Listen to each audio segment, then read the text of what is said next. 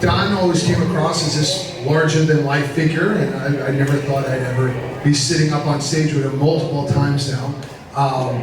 And I was like, I don't want to meet him. He's probably going to be a dick. He's too cool.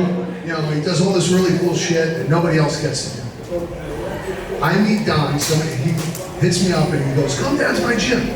It was as if I've known him for 100 years. Couldn't have been more friendly, couldn't have been more helpful with everything. I had pitched him on the idea 3-4 years ago. Don's like, oh, God, I'm in, don't worry, I got you. I'll set you up with this guy, I'll set you up with that guy. He was like who I wanted to be. I'm like, this guy is amazing. Little quick backstory on Jordan. I don't want to say an internet troll, but I'm on it late at night, scrolling through, watching what everybody's doing, trying to make sure that I'm on the right page.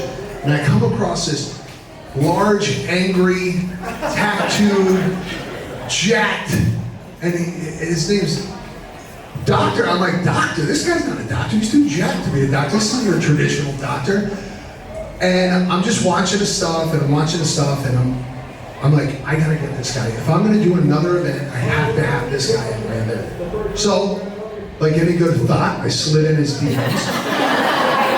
And I said, hey man, I'm doing this event. It's called Strong New York, and I'll let him tell you guys what his thoughts were when I first slid in his DMs. Oh, you're gonna put me on the spot? Yeah. You really want to know? The whole court on this? Yeah. Who's this putz in my DMs? No, it was an honor, right? I think you guys are 1 or 2 years in. Some of you guys might not know the history, but this started in the basement of a gym, right? I just think, you know, New York is a city where if you can kind of make it here, you can make it anywhere, or where you've taken it. So it's an honor that it's an honor. Well, thank you very much. No, so I wanted to get these two guys up here because even as early as, 2 months ago, I'm freaking out. It's the middle of the day, and I'm like, why the fuck do I walk past the Crumble Cookie Shop, and there's a line down the block. And then I go past Pop-Up Bagels, line down the block. And I go past anything that's unhealthy for you in New York City, there's lines for it, right? The pizza place. How many people have been to Mama's too? If you've been there, you probably waited in line far too long for a shitty sandwich. And I said, how am I putting on this event that I truly believe could be the best thing for everyone, right? I really believe this could be a place you discover a new network of people. This could be a place where you discover, dance or gymnastics or something that you've never tried before, and that's what I want to do. And I'm freaking out, and Christy goes, call Don. And that's what I did. I called Don in the middle of the day. I go, Don, I'm breaking the fuck There was a line out the door here. What? There was a line here. Finally, but I was there was a line. bullets before that. So I called Don and I go, Don, he goes, Ken, you're doing something, keep it up. He just put me at ease. And the point of having this conversation was the power of, reaching out to people, the power of connecting with people, networking. That's what this event is all about. But also having people around you that can help you grow and get better. And these two guys have been nothing but that. And they can speak to this just as well as I could because they've done a ton of work together. So, kicking it off, Don, you've worked with A-list celebrities, right, who have helped you with business ventures. You've worked with the likes of us too. There's a lot of people who are closed off. They don't want to do that. And they're afraid to take that next step. Why are you so willing to help out the little guy and also work with some of the biggest, best names in the world? Yeah, I mean, first off, guys, thanks for being here. This is incredible. Round of applause to you. There's this level of humility that I've always had. I'm just one of those believers that tomorrow it's all going to be gone. I know that sounds depressing, but we've seen that a lot in life with things coming and going really quick. I think to answer your question, I got a lot of help. I really did. I mean, any successful person in the business or in any business has gotten help. I really don't know what self-made means because at some point, looking at this billionaire buddy of mine, I've got a few friends that have some money and they had an uncle that maybe helped them or a broker that went overboard to present them something or someone who reached deep in their pocket because they believed in them. So I've had that type of help, and I've had situations in my life where things weren't going well. I mean, when I met Jordan, he was building it. Now he's one of the more recognizable figures, I think, out there in his industry. But we've all had those struggles, and we've all had those troubles. And so I think to always remind yourself that, you know, this is business, it's tough, and but to, you know, rely on your team, or rely on these people around you. And you and I don't have to talk every day, but you know, at any point you can hit me with a text, and I'll call you right back. Or when I get injured, you know, I'm shooting him a text, and he could be in Dubai, he could be anywhere, and suddenly I'm getting a call back like, what happened, right? It's just, you start establishing this team and this family around you, and it becomes pretty powerful. I mean, everybody in this room, you know, Jason just spoke, and I heard there wasn't a dry eye in the room. So Jason, congratulations, thank you as always. But you know, we're all here. We have a friend who's not here. She's away, but she's part of this network of individuals who come from military backgrounds or training backgrounds, and Gabrielle's kind of been a nucleus for a lot of us. You know, when you guys are starting to create this team, right, and start to put the pieces around you, there's a lot of people who are trying to start businesses. What do you look for most in a collaborator, a partner, somebody you work with? What's up on the spot? Look for your holes, right? I think people are a mirror and a conduit. So it's like, where do you lack? And I think when you embark in a relationship like that, understand that, and I think a lot of people, the scope of practice is something that we run into a lot. Sean, something that we talk about all the time. It's like, people think that, you know, if I want to get into the celebrity training world, then if I reach out to Don, I'm not going to get into that world. Like, I think, you know, approach it with from an abundance mindset versus a scarcity mindset, and understand that, look, whatever they're good at, there's a tangible and intangible, and if you go into that relationship and value what this person has learned, you're going to learn so much. And I think with scope, and with this example of kind of the overarching theme of today, of like, you know, kind of mixing the medical and the training, it's a blurred line today. How many trainers work like PTs? How many PTs work like trainers? And a lot of the clarity in my scope came from working with guys like Don. And I'm like, well, I'm not going to step foot in that world, but it actually helps me better define my world, right? I know where my world ends because he's drawn such a clear line of where his world begins. So it's like, rather than looking at that as a constraint, like if we turn the lights off in this room right now, how fast would you guys be able to exit the room? As opposed to being fully lit up. It's like, well, what constraints allow for is for you to move quickly, right? Like, it illuminates the space that you're in. It's not the walls, it's the lights, right? So that's what understanding that your scope is, and you really learn that from bouncing off other people and realizing, like, wow, like if I have issues with clients, every time I sign on a new client, an athlete, big contract, he's my first phone call, right? Because what's big to me is nothing to him, and I've learned that through going to him and respecting what he's done. And, you know, some people might approach that from scarcity, but if you approach it with abundance, it actually helps, you know, it defines the map, but it also defines the territory. So I think going into it with an abundance mindset, going into it with like, hey, this is actually going to allow me to move quicker because I know where the walls are. Like, if we're all sitting around with our eyes closed trying to get to the door, we're not going to move very quickly. And then you watch trainers metaphorically go through their practice like that, and they're constantly tripping over shit. It's like, those other people are the conduits, those are the mirrors that are going to help you show, like, okay, this is my lane. Yeah, no, I think it's strengths and weaknesses also. I think it's, you know, recognizing that when I opened my first brick and mortar facility, or when I first got into the digital space back in 2010, there were facets of the business that I had no idea over. And I had to start surrounding myself with people who do those areas, right? It's like when you open your first club and you realize that you can't do all the training on your own. And, you know, that line, and a lot of you say, well, if you want something done right, do it yourself. I'm like, well, you're not going to go too far then, because you need to start growing, you need to start evolving, and you need to start training coaches and bringing them in. And I think there is this period of time, this transition, where you got to ask yourselves, if you want to scale what it is you're doing, you're going to have to take a step back to take a step forward. So, like, yeah, maybe you had your best year last year, maybe you made $500,000, and you're like, oh wow, I'm making great money, but am I really living the quality of lifestyle I want to live? Well, for me to get to $1 million a year, I'm going to have to start doing this. It's going to take my focus away from my bread and butter, but then it's going to allow me to start doing this, which I believe in the long run is going to really help me excel. You got to make that decision. Are you a gunslinger, or are you someone that wants to take some risks, which my wife's gonna laugh, I've always kind of been. She's been the one to kind of calm me down a little bit. Or do you want to play it safe, and do you want to be comfortable and continue to live the way you want to live? If you want to do that, then you can stay where it is you are. But if you want to expand and you want to grow, then it is imperative that that word team becomes part of your environment. So and like I said before, I've learned so much from you guys. And you're not just a doctor, you're not just a trainer. You guys are very good businessmen. You've gotten to the point that you're at because you're good businessmen. And part of the event and what I'm trying to do here is, from the coffee companies to the equipment companies, these are brands that I believe in and that I want to see do well. What do you say to people who don't have that abundance mindset, who are like, well, I can't collaborate with anybody else because it's going to hinder my business? Well, it's going to bite you in the ass once in a while. Like, it will. You're going to collaborate with people that do you wrong, right? You've done business with people that have done you wrong, and you turn around and you said, oh, fuck, like, I shouldn't have, jumped into bed with that person. Like, that's going to happen. You just can't be afraid of that.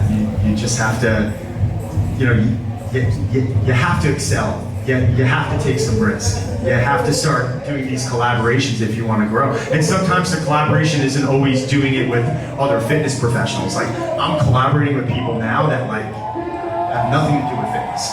I'm collaborating with Evie Pomperis, who's a Secret Service agent, and I'm collaborating with a photographer, and I'm collaborating with these incredible home improvement people. Because I'm seeing that, wow, there's a potential and they have a market and they have a demographic that I can draw from, and that can help grow my business. I think sometimes we're always going to fitness, and everyone's in their own mindset, but once in a while you run into someone and you're like, wow, this is family, and they just want to see you do well, and then suddenly you're like, all right, that person's they're on my team now. No, I've definitely had my fair share of screw up relationships, and a lot of the failures people don't like to talk about.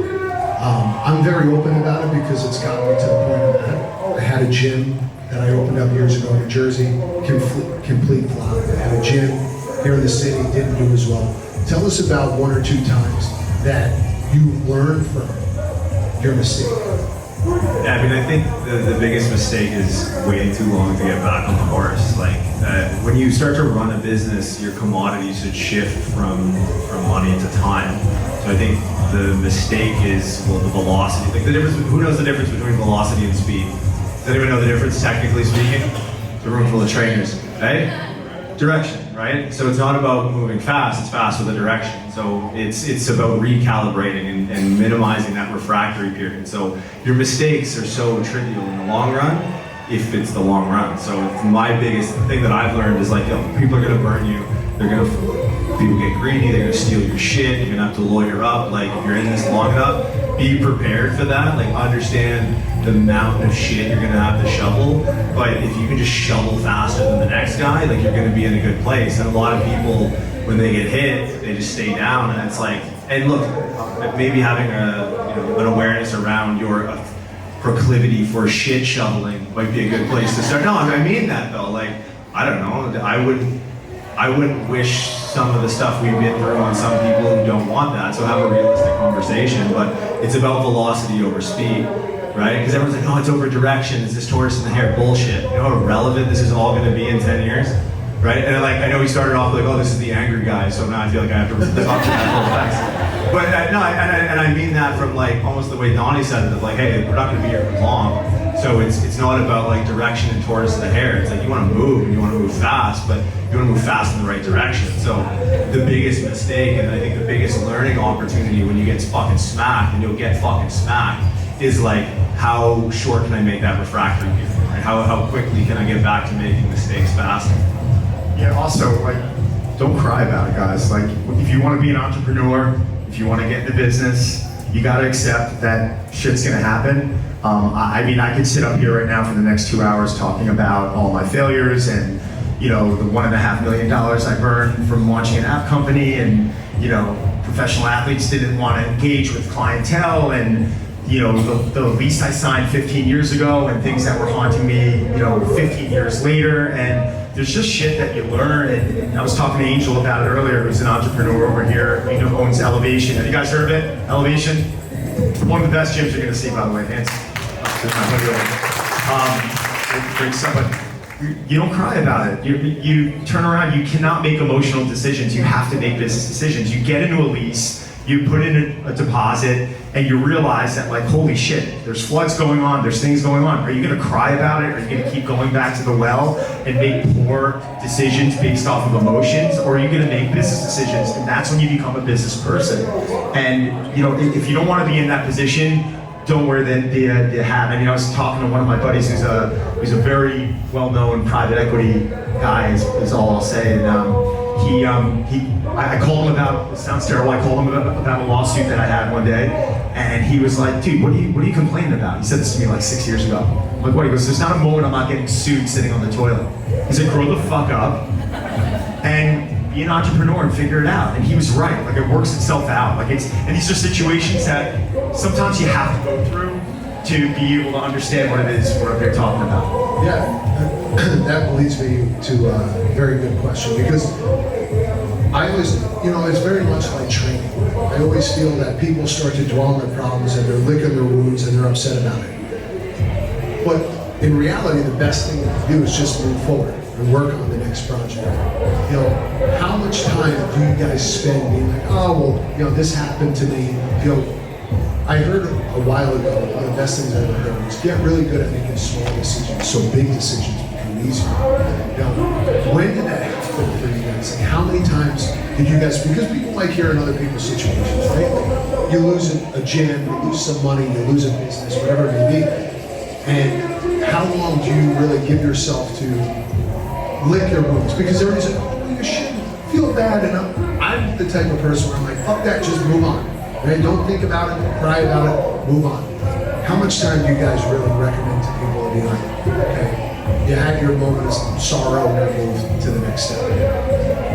I think it depends on your environment, and it becomes harder to put yourself in environments where you're less comfortable. Like, I don't think, how many of you were at Strong in 18? What was it? Solace. What was that? 17. Who was in 17 in the basement? Solace. Sean, you were there. I was living out of my car. My dress shoes were black Timberlands. I haven't washed my sweatpants in like a week and a half. Like, I was on a flight to Beirut the next day. I didn't have a place to live. No, I'm serious. He knows this. I was living in his fucking gym. And it's like, the issue now is I'm not in environments where I'm uncomfortable. So I have to curate that environment where urgency is at the utmost importance, right? So that's it's the Regent Beta paradox. Has anyone ever heard of that? Your situation would be better if it was worse. Right? Like, if I put a gun to your head, you guys would probably start moving, but the gun's not to your head. But guess what? Fucking put it to your head if you have the balls, right? So I was lucky enough to be kind of in an environment to teach me the power of urgency. And now, understanding how to capitalize on that, I deliberately put myself in those environments, right? So if you're in this like comfortably numb position, you need to change your environment. Inputs dictate outputs, right? So there's so many parallels to training in business. You know, Marcus Leone is definitely the strongest person in this building, probably in the state right now. And you know, if I were to look at Marcus's program and look at mine, as fitness people, we would go, you know, I would never run that program. We're all fairly attuned with the skill of exercise prescription. Like, that wouldn't make any sense. You know, we couldn't give Marcus's program to, you know, Sally from accounting. And we all resonate with that. But we're so inundated with business bullshit. Bless you. You good? Robots? I don't know.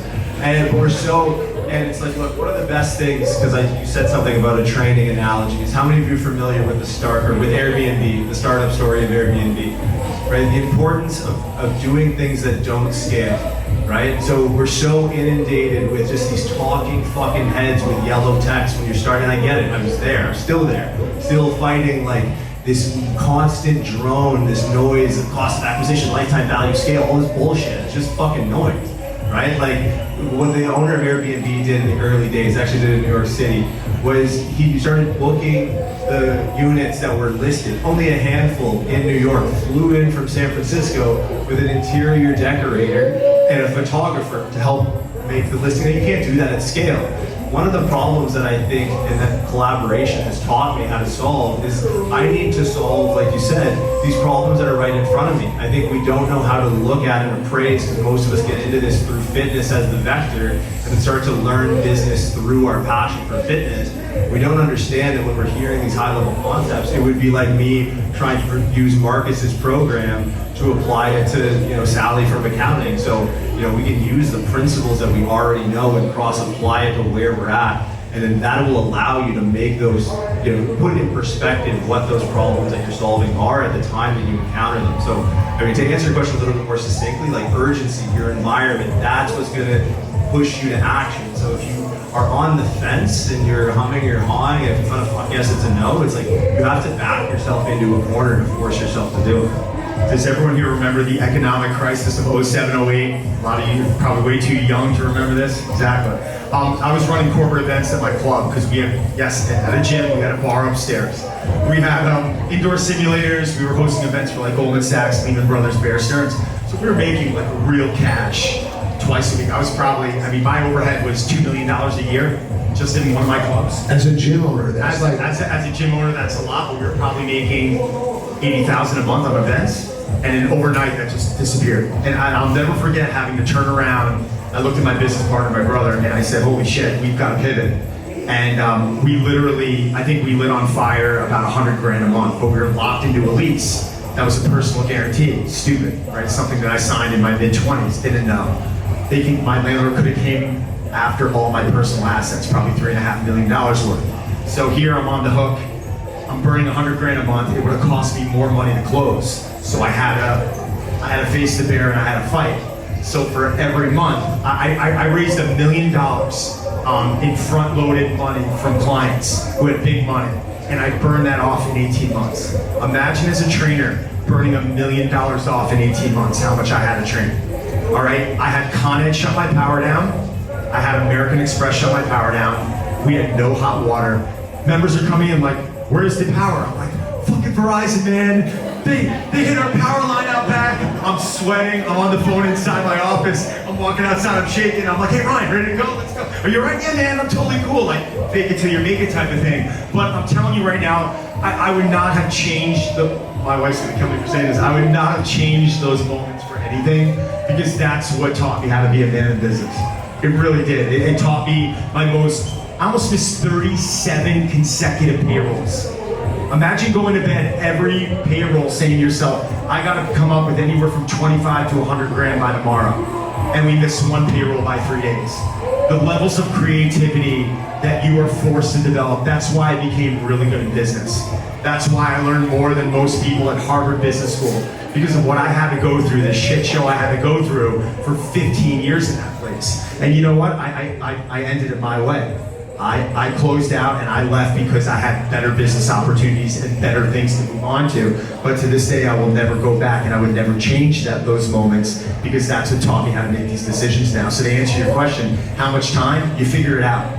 You really do. But sometimes when you're forced into that position and you have to figure it out, you'd be shocked on your level of creativity.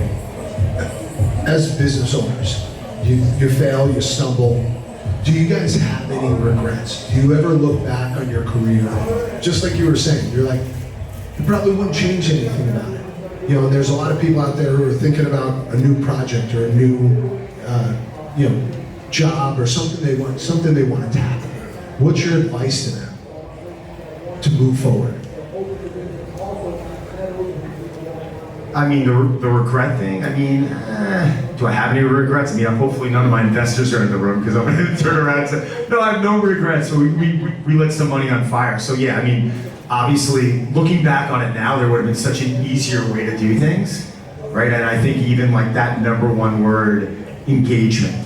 It's this word that keeps popping in all your feeds now. Like, it's just, engagement is the key. Whether you're in person or whether you are virtual, you've got to engage with these people. And I had some deals went south with very famous people because their agents didn't want them to engage at the level they need to engage. So I trained Ryan Reynolds for 16 years. I call him like my show pony, like him and his wife. They're amazing people. But Ryan has launched some pretty massive companies in the last few years. Aviation Gym being one of them. Mint Mobile. Now he has this Wrexham documentary, which you guys should watch. But when he sold Aviation Gym, I'll never forget, there was a couple of truck drivers that did some like pretty last minute extreme routes that he needed done, that he would call them up and be like, hey, this is Ryan Reynolds. They'd hang up on him.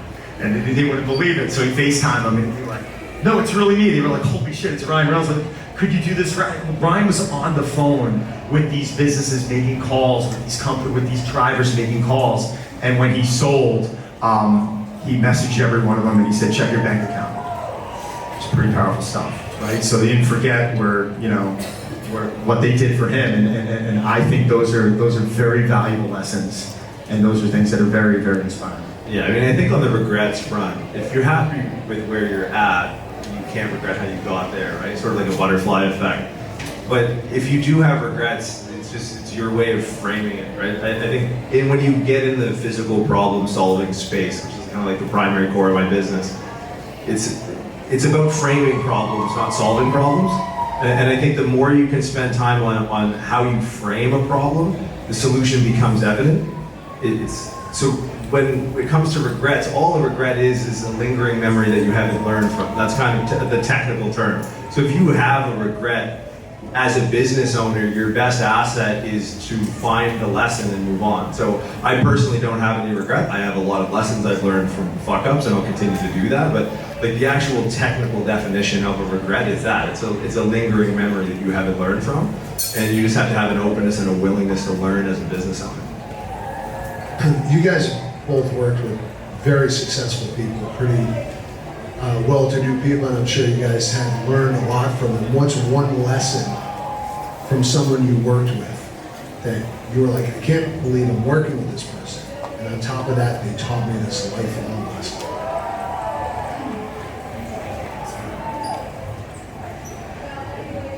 I've learned a lot through their mistakes, for sure. I mean, it's tough. Like my industry in pro sports, I work with millionaires between the age of 20 and 30. You want to talk about accelerating an aggressive learning curve? It's just turn on TMZ and look for any athlete. So there's a part of that, and I think everywhere you look, there's something to see, and I think that's been one of them for sure. Is they're accelerating their growth, their learning, whether they're aware of it or not. They have a potential to learn so much faster than any of us, and we get a really cool vantage point to be able to sit on the sideline. So it may sound a little bit circuitous, but I think I have an opportunity to see how people interact with a very different world at a very different pace, frequency, cadence, pitch. So for me, it's learning like, okay, some money's not worth making, and I think I've learned that through seeing the other side of it through the eyes of the athletes that I work with. I don't think it was from someone that was famous. It was from a GM at the first big box gym that I worked at back in 1999. I'll tell you, I don't give a shit at this point. It was Equinox, but I worked for Equinox back in 99. It was owned by the Erico family. The first 6 months, it was like 45 coaches that were like ex-NFL players, Annette Lang, Paul Frediani, people who had like PhDs working on doctorates. Like, it's just an incredible group. And then it was like the specific day it got bought by a private equity company, and that private equity company came in and cleaned house, and they brought in a GM. It was the worst delivery I've ever received from anyone to this day, but it was the most valuable lesson. She walks into a room full of trainers, and I've told this story before. There's about 45 coaches, and she walks back and forth on the floor, and she points at all of us, and she goes, "You're all expendable." And I'm like, holy shit, this woman just said this. That was the worst delivery ever. Everyone's looking at each other like, this just happened. And she was right. It was delivered very poorly. Gym owners, please do not do that on Monday. You're gonna have a huge problem. And they ended up having a big problem. But she was right. We're all expendable. And tomorrow I can be replaced, and tomorrow you can be replaced, and you. And that's just the reality that we all will be replaced. And if you walk around with that level of humility, I truly believe this business is going to give you a lot. When I started in it 26 years ago, trainers were not making what they were making now. It's very common for a coach now to be making 7 figures a year. It is. And to be entrepreneurial and have their own brand and be exiting from businesses, there's a lot you can do. It got to a point where I remember some of my friends at Goldman Sachs, I was making a hell of a lot more money then. And they were laughing at me about it. And I'm like, well, that's where our industry's evolved. So I'm really proud of that, because there's a higher standard now, and there is so much that we can do in this industry. But you guys gotta think outside the box a little bit, and not always play it safe. I did a little bit of thinking. I had an ethics and jurisprudence professor in grad school, and I noticed one day that he was carrying a weapon concealed under his suit jacket. I was like, yo, Ed, we gotta talk about that. Like, no heaters in class, dog. Like, what are we doing here? And he's like, he was an expert witness. He was a lawyer and a chiropractor. And I think this is actually the most important lesson I think I've learned. And he closed the door. There's only 30 of us in the class, and he kind of looks at us and explains a bit about his other job. He's like, look, my job is to put people's livelihoods on the line, right? My testimony carries weight. It could be the difference between someone being able to put food on the table and not. Unholsters it, drops a magazine out, he had one up the pipe like a psycho. I was like, what the fuck? And so I'm like looking at the bear, I don't know, it's like a 9mm or something like that. My Florida friends could help me out. And I'm like, he goes, look, I'm gonna teach you the only thing you ever need to learn about people. And it's 2 in the chest and 1 in the head, because there's nothing worse than another story. But no, it's true, I want you to think about that. I think about that all the time. Like, I work with pro athletes. Who's ever seen Ocean's 11? Right? There's that scene where they realize that George Clooney's in it for the ex-wife and the casino owner and all that, Andy Garcia, the whole 9 yards. And they're pissed, right? Like, fuck, we're gonna get made. So they bring up Matt Damon's character and they're prepping him. Do you remember that scene? Don't look up, you're gonna know you don't know the truth. Don't look down, you're gonna know you don't know the answer. So for me, we're in the communication business, we're in the people business, but we're also communicating with ourselves. So like, one story. Right? That's one story I tell myself. My clients, hey, how many reps do I have left? 3. It's always 3. It's like C on a fucking multiple choice. I have no idea. I think how reps for a living. That for me is big. No, and I think, I took a little bit, but that I think is the most important lesson. Like, we're great storytellers, all of us. That's what we do. We tell stories, right? We communicate with reps and sets, but it's like you gotta back yourself. And I think, watching Eddie fucking drop that, it was the one in the pipe that got me. When he dropped that bullet on the table, it was like 2 in the chest and 1 in the head, because there's nothing worse than another story. It's like, that to me, I think is the most important lesson for sure. Guys, I want to thank you so much for sharing your stories. I also want to ask if there's any questions in the crowd, because we got a standing room here. This is pretty impressive, so thank you guys all so much. But we'll take a couple questions, because I know we got to jump to the next segment, but we got a hand up over here.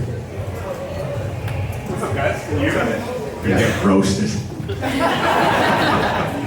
Thank you guys so much for all the gifts. Say, thank you guys for all the insights. I just had a quick question. So I'm a business owner, relatively new business owner, and I'm at a point right now where I'm transitioning from a place where I was primarily working with most of our clients to now having other coaches work with clients. Yet I know, or I believe, you guys both still mainly work with clients, right? So, yes, no, maybe? Jordan, yes? Yeah, right. So how do you handle that transition, and how do you make a decision as to whether or not you should trade your time to work with clients or not? I think you have to worry about his ego, because when I handed my book off about 10 times in my career, at least. I would be trained. I got some. Yeah, 40 to 60 1-hour sessions a week. I'd have a new trainer come in and I would take my clients and I'd pass them off. And I mean anyone, Scarlett Johansson, it didn't matter. I was passing them off. And there's this ego component to this, that they're gonna start feeling like, what? How are you leaving me, right? So what I would always do is when we would be assessing someone new, I would invite the coach that I wanted to hand someone off to in. And I'd be screening the client. So say I'm screening you, but I'm bringing, what's your name? Cameron. I'm screening Cameron, but I turn around and go, Jordan, this is Cameron. I'm working with you today, but Jordan's gonna shadow. There's times where I'm traveling. Jordan's gonna be my backup person. And I started doing that. And that's with new clients. Now with existing clients, I would still bring Jordan in, or I would turn to TJ, TJ's great. And I would say, TJ, listen, I'm working with Emily Blunt at 11 o'clock. I'm gonna run to the bathroom at the end of the session. I need you to just go watch her on the air bike. So I'd be like in front of Emily, I'd motion over to Emily, she finds this out, she's gonna kill me, but I would motion over to TJ and I'd be like, I'm running to the bathroom. I run to the bathroom for 5 minutes. TJ will watch her on the air bike. I'd be like, TJ, 15:45 times 5, go. Hey, Emily, be right back, run to the bathroom. And then I'd come out and TJ, see you later. TJ would ditch off. The next thing you know, we would start making that a little bit of a pattern, and then I'd start traveling where I'd have to go away. TJ would move in. How do you like TJ? I actually like him a lot. Listen, I'm gonna be on the road a lot, or I'm gonna be launching this part of our business. TJ's got your program. Oh, great, I love him, right? It wasn't so abrupt. It wasn't to where you were bringing him in on day one, and she was like, you don't love me anymore. Like, I'm paying Kenny, I wanna work with you. You're the best, you're the owner of the facility, I want to work with you. And it suddenly becomes less abrupt. So I would start being a little strategic about how you hand these people off. And don't damage their ego as much. And I think you're gonna find that, yes, my goal was never for me to be training 40 to 60 sessions a week. It was for me to build my book up and then pass them off. I have a new coach coming in, and it's August, and he has to survive, or she has to survive. I'm passing off my clients to that person because I want those coaches training people. It's more important for me to focus on that scalable model rather than what I was doing one-on-one. So I think it's a nice little trick, and you gotta start working on it now. But remember, the main word's ego. Don't damage theirs. Yeah, thank you. And is it cool if I ask one quick follow-up? I have a lot of questions. No, the question is, so a lot of the people that come to our business mainly do so because they follow my personal brand. And I post a lot of content on social media, but strategically, I would like to long-term build our company's brand as an individual brand where people recognize the brand and come to the company because of the company's reputation. Right, so how do you make that transition from building a personal brand to then building another brand that's not personal? Yeah, I think it's a great question, and it's something that I had to start as the face of the company and build a system. And I think the biggest thing for me is, as a founder, that you're stepping up, you're not stepping aside, right? Like when you build a culture as a business owner and you have aspirations to scale, and it will always start as a personal brand. That's just the sort of the nature of the economy that we're in right now. Like personal branding is everything, like the Jake Pauls of the world and things like that. I find that successful business owners or business owners who do this piece successfully are stepping forward. They're stepping into the leveraged positions that they've created through the hard work that they've done. And then there's this bro entrepreneur culture of people that want to work 4 hours a week.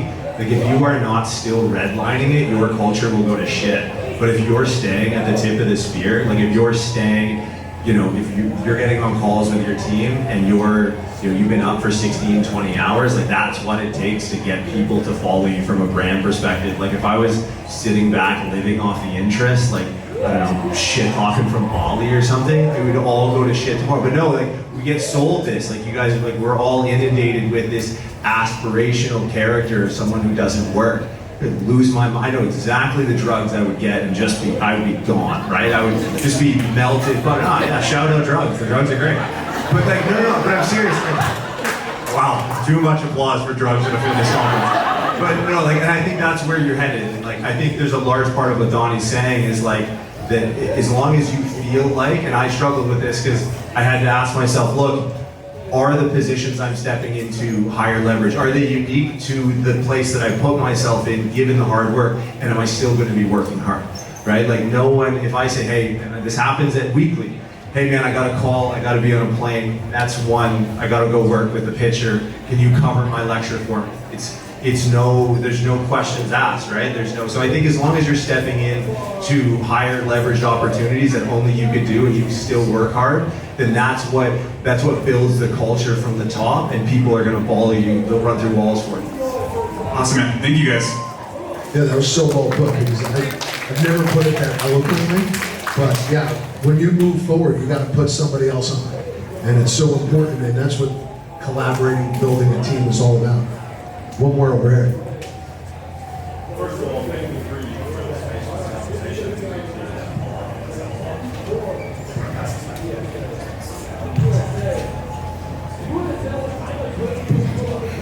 So Jordan, in the hour between yesterday and today that I've come to know you, I've come to respect the way that you think a lot. You said something before that was very interesting. You described asking for help and coming from a place of abundance. To me, it seems intuitive how you can give from a place of abundance. I would love to know what you mean when you say to ask for help from a place of abundance. What does that look like? What does that sound like? That's a really good question. To ask for help from a place of abundance, I think humility is a big part of it. It's understanding how much there is to learn, and I think when you realize that you might not know what you're after when you're asking, and I think that's the biggest problem, is someone might, I might look at Don's business and think, how the hell does this guy get, what was the biggest issue that you had with your in-person events last year? Was that so many people were used to the venue because they've been flying from across the world to the same in-person venue for so long? Like what a crazy problem to have. like what I've learned from Don is not what any of you may think when looking at Don's business. And what I've actually learned is the unpredictability and the unpredictable nature of what you can learn from someone. So, I mean, it's starting from a place of abundance, but it's really starting from a place of selfishness. Like engaging with someone else, again, people are mirrors and conduits. So I think we can start off going very pointed, like, you know, I'm gonna go talk to Sean about business. You know, he's another clinician who's been around, he's done the social media thing. I'm gonna go to him specifically for that. But I can guarantee you, when I go talk to Sean, what I'm gonna walk away from as the valuable part of that interaction is not what I went to Sean for. But what I actually learn when I take that jump is that it's not what I think. So that you don't know what you're looking for until you found it.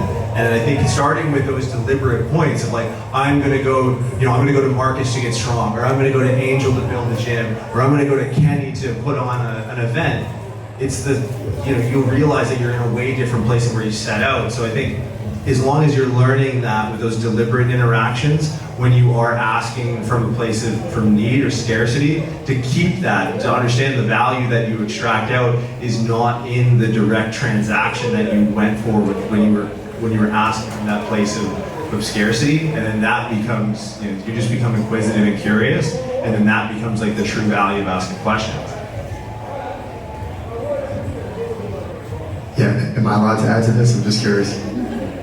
I think a lot of the questions there is no wrong question, I get that, but I think a lot of us just keep asking the same questions, right? It's, you want to take, level 55 of some physical therapy course, and it's like, that's great, keep being the best PT on the planet, keep being the best strength coach on the planet, keep learning those things, but I think the questions you're asking are improving areas that, like, no offense, but if you didn't get any better at, Sean, you guys are probably good enough to get through life being pretty fucking awesome at what it is you're doing, because you guys are great.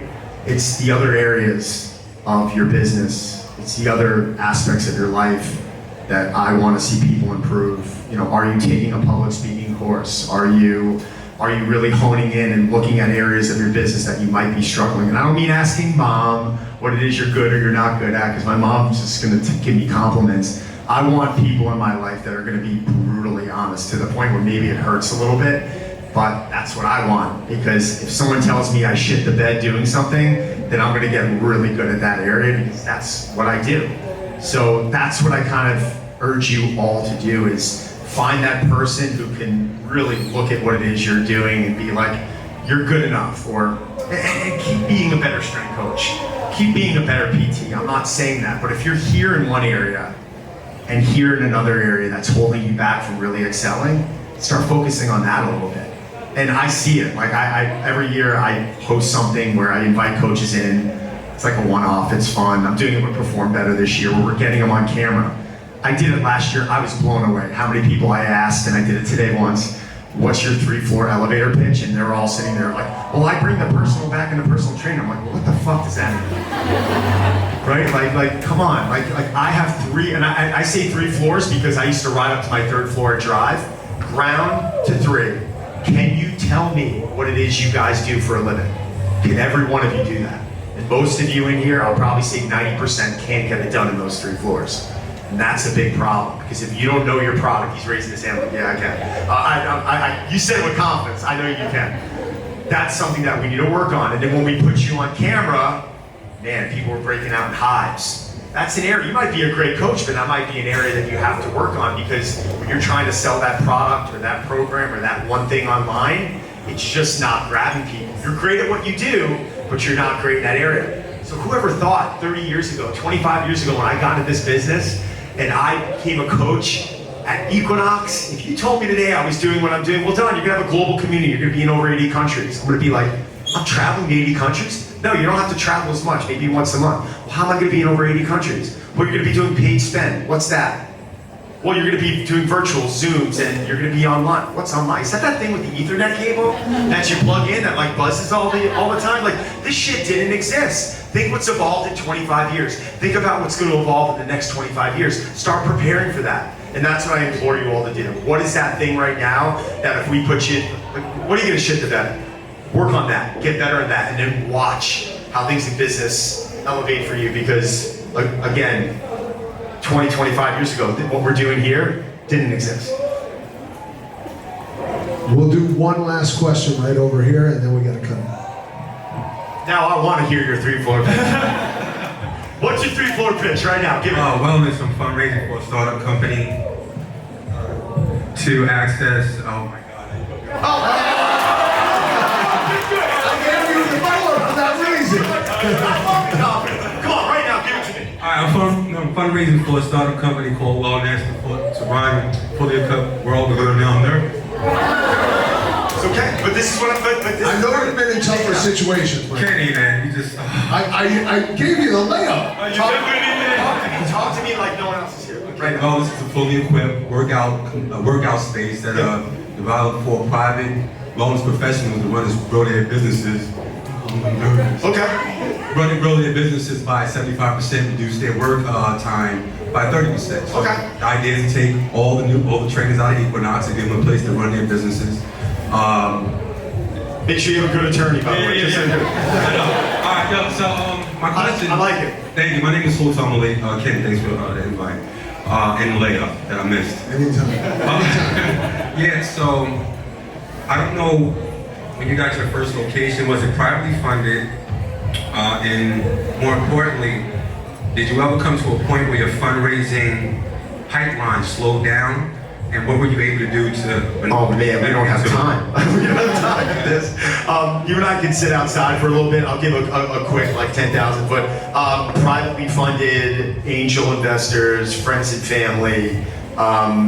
The next time, privately funded angel investors. It was all small scale to where I raised anywhere from as little as $1.5 million to as much as $5 million on my projects. So I never really had to go to a VC, or I didn't have to go to a private equity company to raise that type of capital that I needed. If I was going to go on to do what like Angel's doing now, probably have a different conversation. And I'm actually curious to hear later on, but I would probably go to some people with some strategy, some strategic money, who could come in and allow me to continue to do the things I'm good at, and they could help me with real estate and locations and all this stuff. I mean, I'm a believer that like if you're gonna scale, you gotta do this with people. Yes, that have money, but money's just only, you can raise money anywhere. You want strategic money, right? Money's everywhere. Yeah, money's everywhere. You can raise money. Money's easy. If you have a good concept, I think raising money's the easiest thing to do. But raising the right money, when I say the right money, the people that can help scale, that's where the magic is, right? Yeah. Guys, thank you so much for being in here. Ladies and gentlemen, give it up for Dr. Jordan Shallows and the godfather of fitness here in New York City, Don Saladino.